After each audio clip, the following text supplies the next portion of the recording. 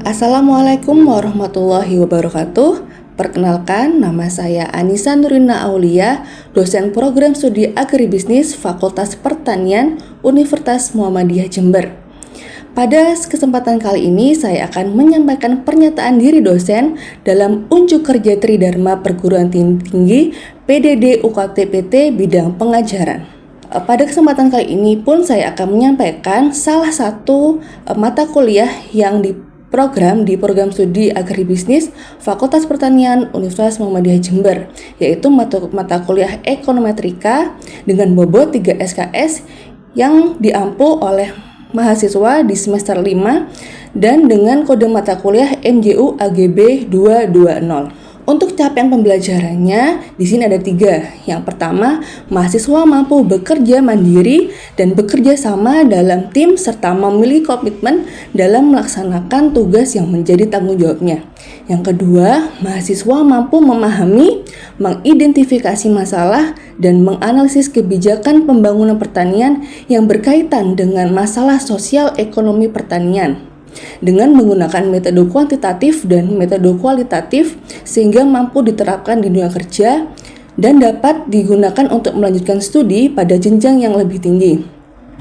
Yang CPL yang terakhir, mahasiswa mampu menguasai penerapan teknologi informasi pertanian dalam aktivitas bisnis pertanian.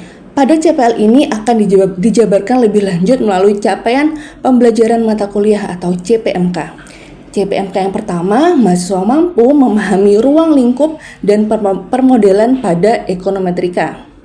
Yang kedua, mahasiswa mampu memahami, mengidentifikasi masalah, menganalisis, dan menyelesaikan permasalahan dalam ekonomi pertanian dengan model ekonometrika berdasarkan etika ilmiah secara mandiri dan bekerja sama. Yang ketiga, mahasiswa mampu menggunakan perangkat lunak untuk mengestimasi data ekonomi pertanian, mengidentifikasi permasalahan, dan pengujian ketepatan sebuah model ekonometrika dan membuat solusi atas permasalahan yang ada. Ketiga CPMK tersebut akan dijabarkan lebih spesifik ke dalam sub CPMK. Untuk sub CPMK yang pertama yaitu mahasiswa mampu mengidentifikasi konsep, tujuan, dan permasalahan dalam ekonometrika. Yang kedua yaitu mahasiswa mampu mengidentifikasi permodelan pada ekonometrika. Yang ketiga, mahasiswa mampu menganalisis korelasi. Yang keempat, mahasiswa mampu menganalisis model ekonometrika dengan metode estimasi OLS pada regresi sederhana dan berganda. Selanjutnya, mahasiswa juga mampu menganalisis persamaan non-linier atau Cobb-Douglas. Yang keenam, mahasiswa mampu menganalisis regresi linier dan non-linier dengan variabel dummy. Yang ketujuh, mahasiswa mampu mendeteksi penyakit dalam ekonometrika dan mengevaluasi hasil estimasi deteksi penyakit tersebut. Sub CPMK yang sudah disusun akan dijelaskan melalui bahan kajian. Bahan kajian itu yang pertama adalah berupa konsep, tujuan, dan permasalahan ekonometrika yang dijabarkan dalam ruang lingkup ekonometrika dan permodelan dari ekonometrika. Yang kedua, hubungan antar variabel. Yang ketiga adalah analisis korelasi dan interpretasi. Yang keempat adalah regresi sederhana dan analis tren, yaitu berupa metode OLS. Kemudian regresi berganda, pengajuan hipotesis berupa SPSS, dan penerapan software SPSS-nya. Yang kelima, penggunaan variabel dummy pada model regresi berganda, evaluasi model, serta interpretasinya. Yang keenam, analisis persamaan non-linear Cobb-Douglas dan penggunaan dummy variabel, pengajuan hipotesis yang dijabarkan melalui SPSS, dan penggunaan alat analisis, estimasi, dan interpretasi model regresi. Dan bahan kajian yang terakhir yang ketujuh yaitu evaluasi hasil estimasi dan deteksi penyakit ekonometrika dan uji asumsi klasik berupa uji normalitas, heteroskestastisitas, autokorelasi, dan multikolinearitas. Bahan kajian tersebut akan disampaikan melalui beberapa cara. Yang pertama, kita lihat dari aspek delivery. Delivery dari materi yang disampaikan menggunakan metode yang sesuai, yaitu dengan pembelajaran student-centered learning atau berpusat pada mahasiswa.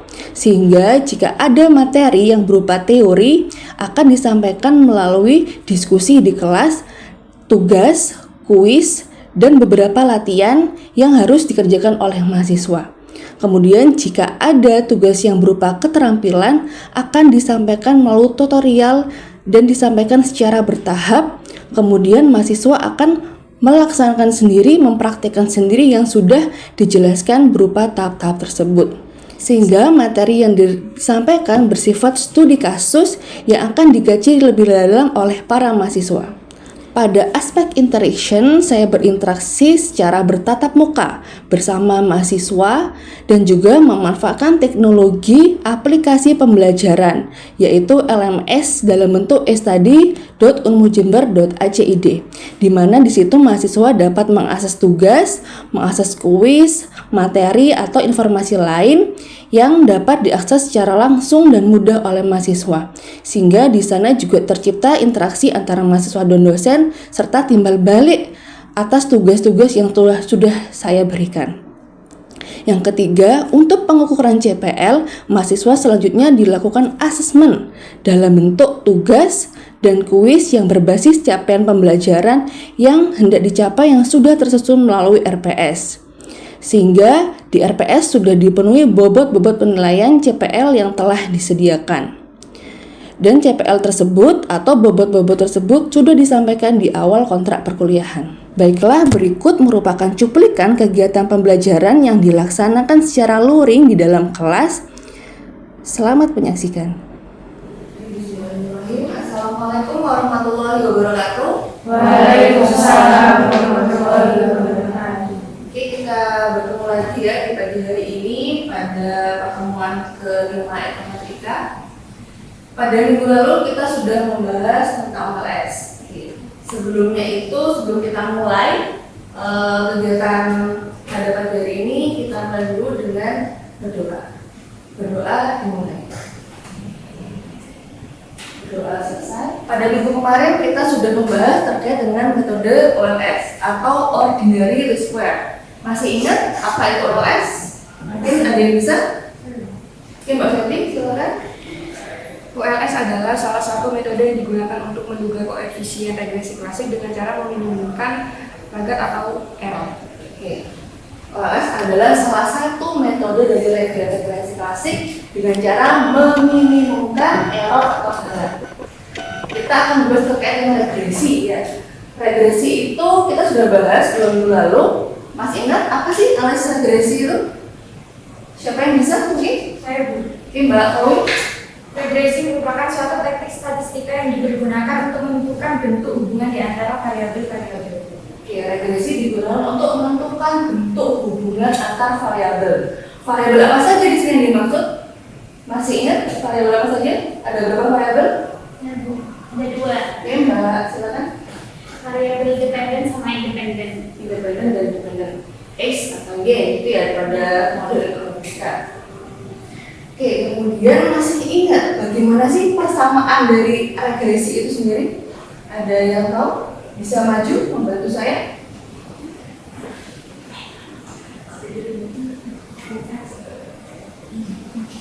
Oke, terima kasih. Y sama dengan B0 ditambah B1, X1 ditambah error. Oke. Ini adalah salah satu persamaan dari regresi sederhana dalam ekonometrik.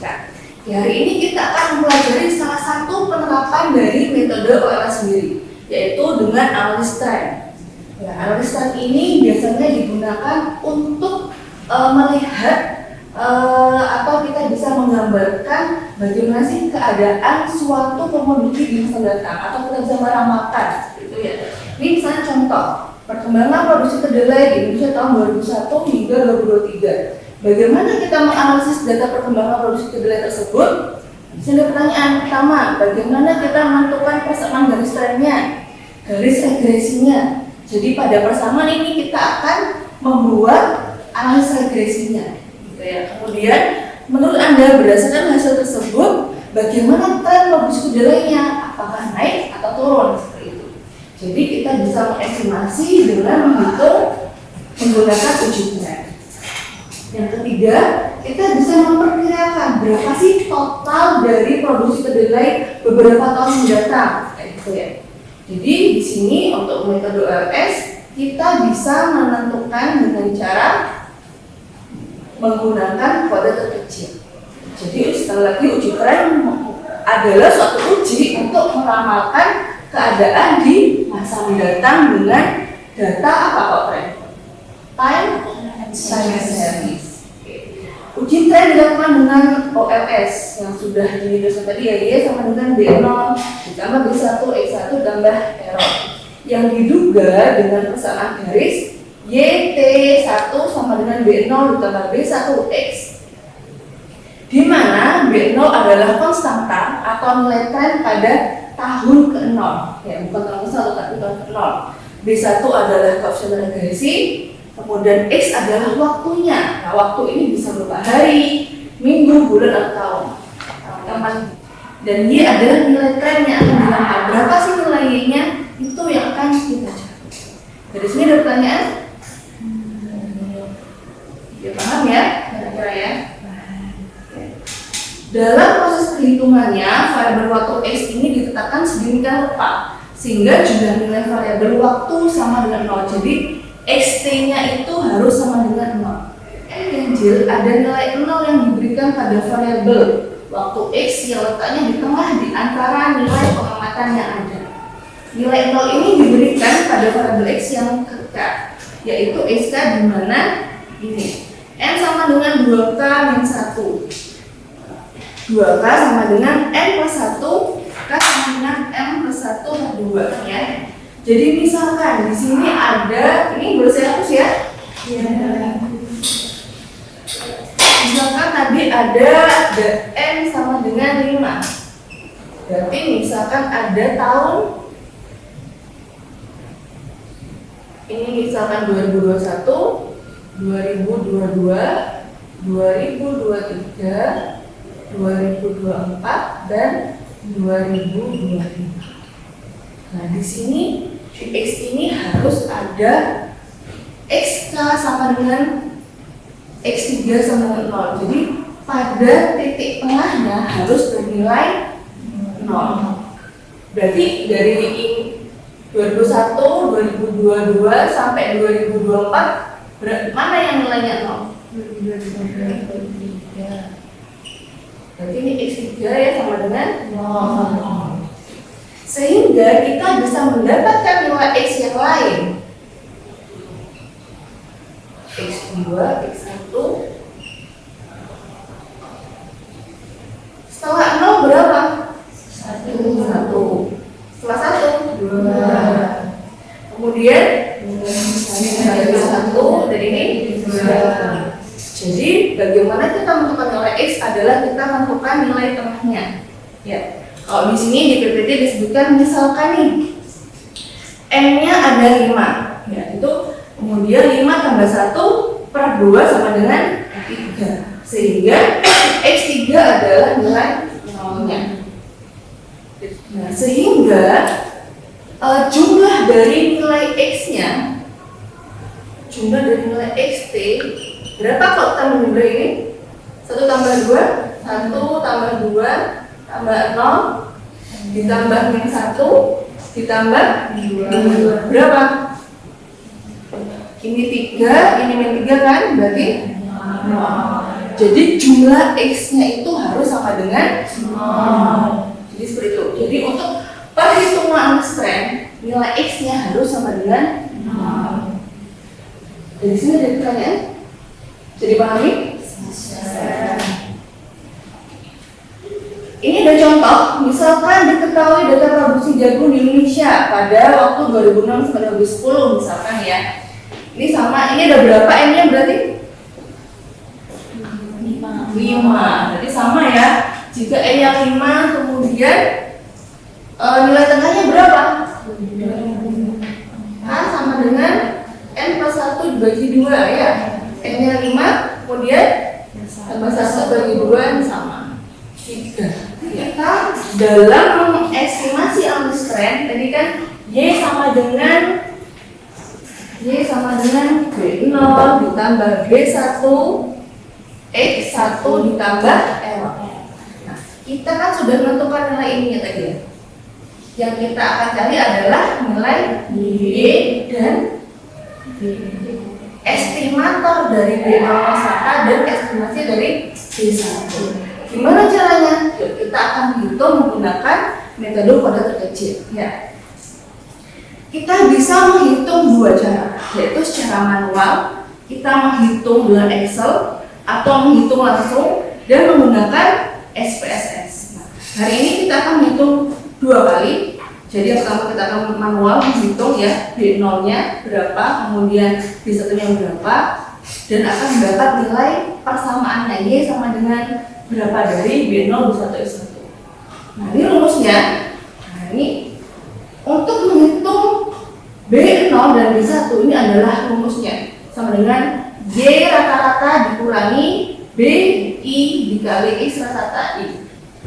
Dan untuk BT atau B1 N sama dengan jumlah dari XY dikurangi jumlah dari X dikali jumlah dari Y dibagi N dikali jumlah dari X kuadrat dikurangi X kuadrat.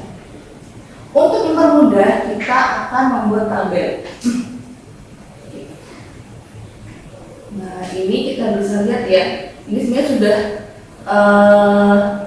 kita pakai yang sebelumnya. Di sini ada, kalau kita lihat di sini ada berapa N? Dari 2012, 2013, 14, 15, 16, 17, 18, 19, 21, ada berapa? 11. Pertama kita susun dulu. Nah, seperti ini. Pertama silakan bisa dicatat di bukunya masing-masing ya. Kita membuat tabel dulu.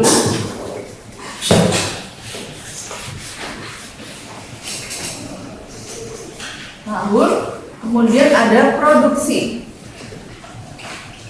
Kemudian ada waktu atau X.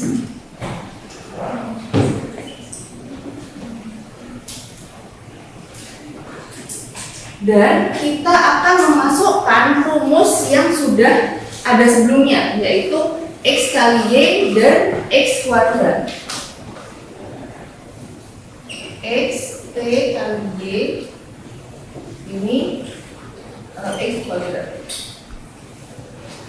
Tahunnya silakan kita masukkan semua. Kita akan memasukkan dari masing-masing produksinya. Produksinya kan sudah waktu adalah apa tadi? X. Cara kita menentukan X berapa? Gimana tadi menentukan X-nya? Kita masukkan dulu K sama dengan N tambah 1 bagi 2 ya. Hanya N-nya berapa? 11 ditambah 1 sehingga 12 bagi 6. Berarti X ke-6 adalah nilainya 0. 1, 2, 3, 4, 5, 6. Berarti ini ya. Sehingga kita bisa menuliskan 1 karena setelah 0 1 ya. 2, 3, 4 dan 5. Dan ini min 1, min 2, min 3, min 4, min 5. Kemudian XT kali Y tinggal dikalikan. Ya, ini dikali ini. Karena ini adalah Y produksinya, ya kan? Jadi min 5 dikali 111,7, min 4 dikali 121,4 dan sampai bawah. Oke, kalian bisa menghitung kalkulator atau Excel boleh, silakan. Kan sudah ada juga ya di PPT-nya. Kemudian untuk X kuadrat, kalian berarti tinggal mengkuadratkan dari nilai X ini. Ya, ini min 5 pangkat 2, min 4 pangkat 2, min 3 pangkat 2, min 2 pangkat 2, min 1 pangkat 2, 0 pangkat 2, 1 pangkat 2, 2 pangkat 2, 3 pangkat 2, 4 pangkat 2, 5 pangkat 2, dan seterusnya. Dari sini bisa dipahami? Silakan dihitung, bisa dihitung sendiri di kelas masing-masing. Sehingga di sini kita bisa mendapatkan nilai B0. B0 tadi adalah sama dengan Y. Ya. B0 sama dengan Y rata-rata. Di sini Y rata-rata berarti kita akan menjumlah atau membuat rata-rata dari nilai Y-nya. Karena rumusnya B0 adalah Y rata-rata. Ya, Y rata-ratanya adalah kita bisa menghitung semua ini kemudian di rata-rata. Paham? Jadi ini tambah ini dibagi 11. Dapat 134,5. B1. Nah, B1 rumusnya adalah jumlah dari X, Y dibagi jumlah dari X kuadrat. Jumlah dari X-nya berapa? Di sana berapa jumlahnya? 209,8 dibagi jumlah dari X kuadrat. Berapa jumlah dari X kuadrat? Adalah 110. Sehingga didapat 1,9. Sehingga ini adalah persamaan dari regresi dengan OLS dengan pada arus tren. Sehingga kita bisa meramalkan kira-kira ini kan pada tahun saat ini atau tahun 2022. Kalau tahun 2025 atau 3 tahun lagi, kira-kira berapa? Ini kan N ke-11 ya? N ke-11. Kalau tahun 2025 itu N ke berapa? Berapa tahun lagi? 2025 dikurangi 22, 3. Berarti ini N berapa? 11 ditambah 13. Berarti kalau Y ke-14, berarti kita tinggal memasukkan saja ya. Oke, jika Y ke-14 kita bisa memasukkan 134,5 ditambah 1,907 X kan? Kemudian ditambah Y. Kalau Y14 ya tinggal terus aja. Ditambah 1,97 X berapa? 14 ditambah E. Berapa ini? Silakan dihitung berapa?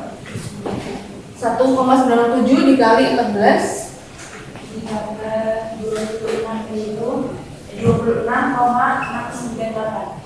26,698. Berarti 134 ditambah 26,698 berapa? 161,198. Berarti produksi kedelai pada tahun 2020 berapa ini? Adalah 161,198. Jadi begitu. Setelah kita mendapatkan persamaan regresinya, kita bisa meramalkan kira-kira beberapa tahun lagi, 2 tahun lagi, atau 3 tahun lagi berapa produksinya. Jadi seperti itu. Untuk penyelesaian dari tren secara manual. Ada yang ditanyakan dari sini? Jadi pahami? Bisa. SPSS untuk kalian lebih mengerti.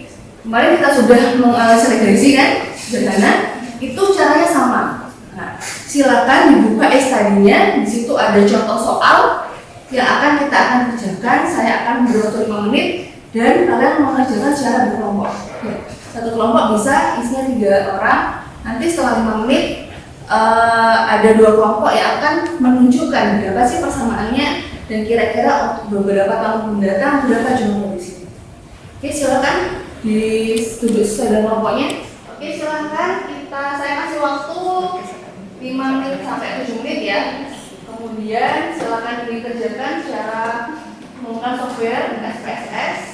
Nanti kita akan mengetahui berapa sih persamaannya, apakah sama yang di SPSS dengan yang di manual.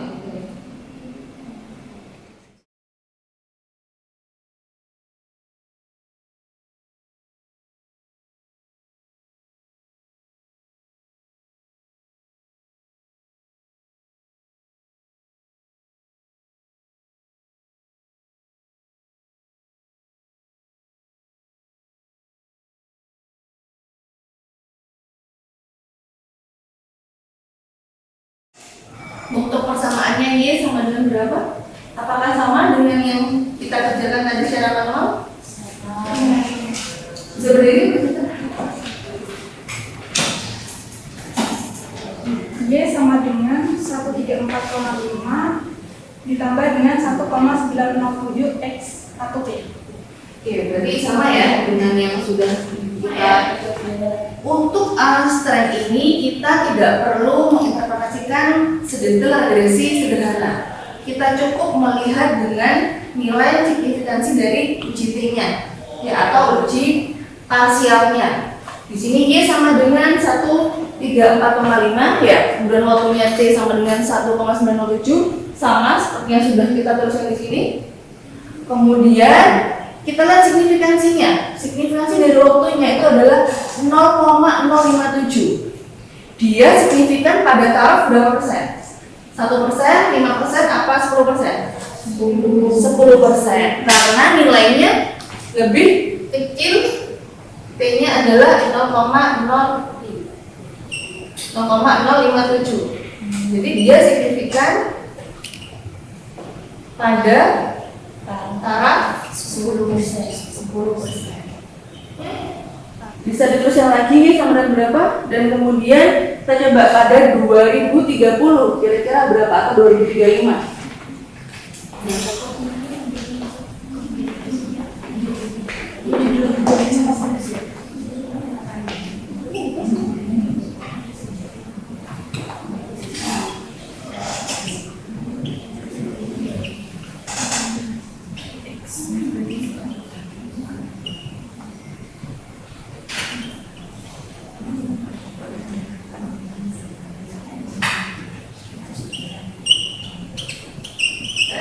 Sehingga pada tahun 2035 tinggal dikurangi aja 2035 dikurangi 2022 berapa? 13, ya kan? Jadi 11 tambah 13 berapa? 24. Jadi dapat G-nya ketika X-nya 24 adalah 180,256. Jadi seperti itu kita bisa membuat persamaan regresinya, kemudian kita bisa meramalkan beberapa tahun yang akan datang kira-kira produksi kedelainya itu berapa. Sehingga kalau kita melihat dari persamaan tadi yang sudah kita dapat, Y sama dengan 134,5 ditambah 1,907 itu dia kecenderungannya naik apa turun? Naik ya, karena nilainya adalah positif, kayak gitu ya. Oke, dari sini ada pertanyaan terkait dengan analis uji tren dengan OLS. Jadi teman-teman hari ini sudah bisa ya secara manual, ada rumusnya, kita mencari B0-nya dan B1-nya, kemudian dengan SPSS dengan sama dengan regresi sederhana kemarin, jadi tinggal dilihat signifikansinya saja. Begitu. Ada pertanyaan? Kalau tidak ada, untuk kalian bisa memperdalam lagi materi ini, silakan nanti dibuka di study. Di study ini saya sudah menyiapkan latihan soal ya. Di sini ada tugas analis tren OLS, ini adalah di LMS atau study kita ya. Ini ada tugas kelas A, karena ini kelas A, silahkan membuka tugas kelas A. Nanti kita akan bahas di sesi praktikum besok hari. Gitu ya, waktunya sudah habis juga. Terima kasih atas kehadirannya. Mohon maaf jika ada kurangnya. Jadi kita kalau nanti tidak paham kita bahas di sesi praktikum. Baiklah, untuk mengakhiri perkuliahan pada pagi hari ini kita akhiri dengan ucapan hamdalah bersama-sama. Alhamdulillahirabbil alamin. Baiklah, demikian pemaparan saya terkait pernyataan diri dosen dalam unjuk kerja Tridharma bidang pengajaran. Mohon maaf jika ada kesalahan. Wassalamualaikum warahmatullahi wabarakatuh.